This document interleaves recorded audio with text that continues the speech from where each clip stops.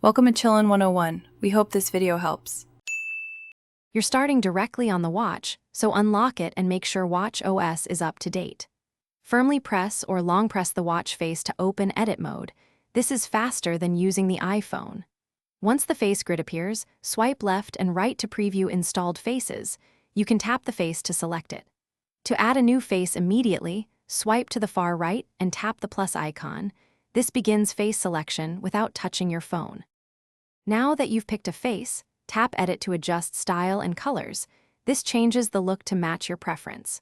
Swipe left to reach the Complications pane. Complications are the small widgets that show data. Tap any complication slot to open a list of available apps or metrics, then rotate the digital crown to browse options and tap to set. Make sure to review every slot, because complications determine the glanceable information you'll see all day. To finalize, press the digital crown to save edits and return to the watch face. If you want this face active, long press and tap it once more. Once done, test complications by tapping them to confirm they open the expected apps. If changes fail to persist, restart the watch first, check that Bluetooth between watch and iPhone is active, and make sure the watch has enough storage. As a last resort, unpair and repair the watch, which forces settings to Thanks for watching.